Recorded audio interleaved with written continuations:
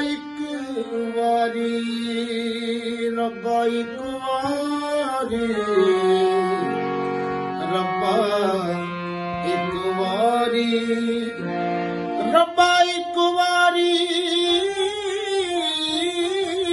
ਰੱਬਾ ਇੱਕ ਵਾਰੀ ਰੱਬਾ ਇੱਕ ਵਾਰੀ ਫੇਰ ਦੇ ਮਾਪੇ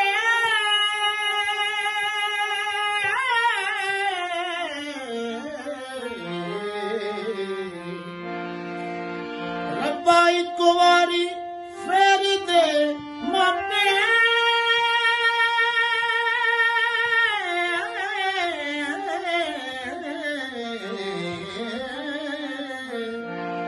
ਮੈਂ ਜੁੱਤੀ ਸਣੇ पैर चूमने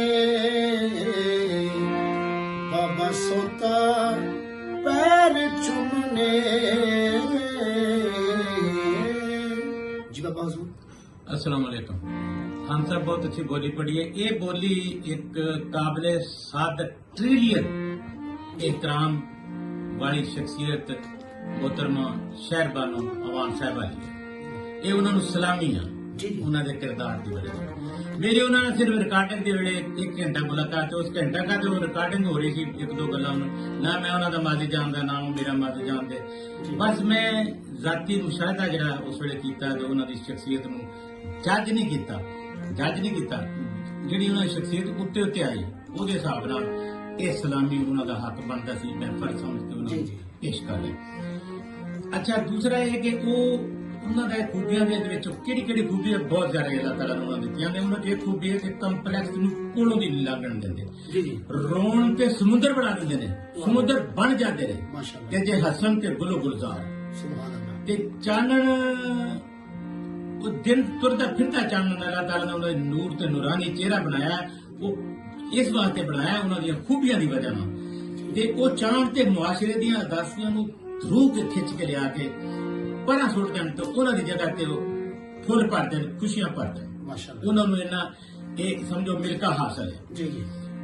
बल्कि मुर्दा मुआशरे दे विच अज जो जिंदा किरदार है मुर्दा मुआशरे और जिहदी गवाही अल्लाह ने खुद उन्होंने चेहरे नूरानी बना के दी है।